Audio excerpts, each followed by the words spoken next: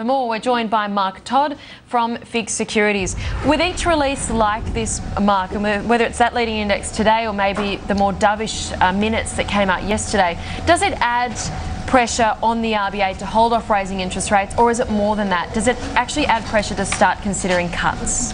I think at the moment the RBA's view would be they want to hold off. They don't really want to be in a position where they're cutting. If you look at the minutes, it was clear that their concern continues to be inflation, continues to be the wages push. So the RBA is in an awkward position around the global growth and the slowdown in the global growth versus our local growth. So I don't think they want to make any moves until they can see more consistency overseas. What evidence are you seeing that some of these growth concerns are actually playing out in action that investors are taking with their own money? We've kind of got that uncertain environment. How are they responding from where you're sitting? Yeah, I think, I mean, in most environments like this, it's a safe haven play. So you go to things that you're familiar with. So I think a lot of people try to bring the money back home and invest locally in conservative assets that they know well and understand well. And I think they tend to look to shorten the duration just a little bit. So they might have gone into term deposits, might have gone into short-dated bonds, you know, some Westpac's and some NAB caps. And so they look to go for the shorter duration rather than take some offshore risk. And do you find there is more of an interest in these past even few weeks or months towards more of the debt products, people realising maybe they've been underexposed to things like bonds and too exposed to equities?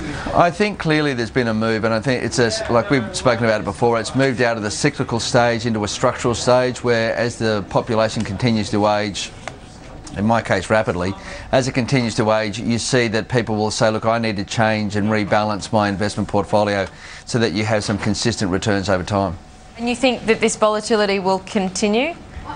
I think this volatility is now, it's moved a little bit because it used to be around, if you could imagine the GFC is about a liquidity crisis, we're now in a more policy crisis, and so that's a greater problem. You have shifted it into sovereign risk, and it's very hard to see what the policy position will be to cure the sovereign risk. They talk about, you know, kicking this can down the street. The street's become a very long street. It's a question of duration. It's a question of receipts for the government. So in other words, these foreign governments need to create some revenue in which to pay off their debt, and that's a very slow process.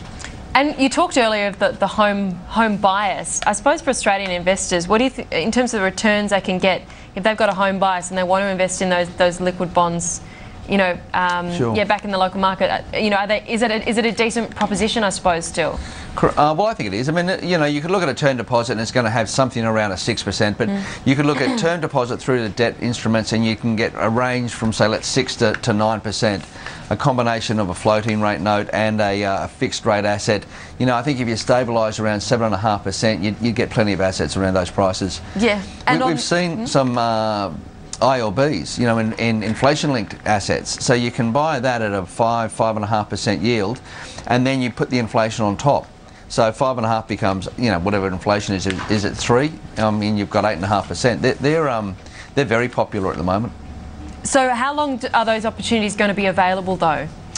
It's a function of the cash rate. I mean, the cash rate down here at 4.75, you can see that spread at 7.75, 7.5%. That makes sense.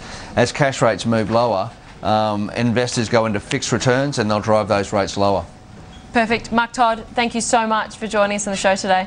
Pleasure, Brooke. Thanks. From FIIG Securities. So move towards more conservative asset classes being seen by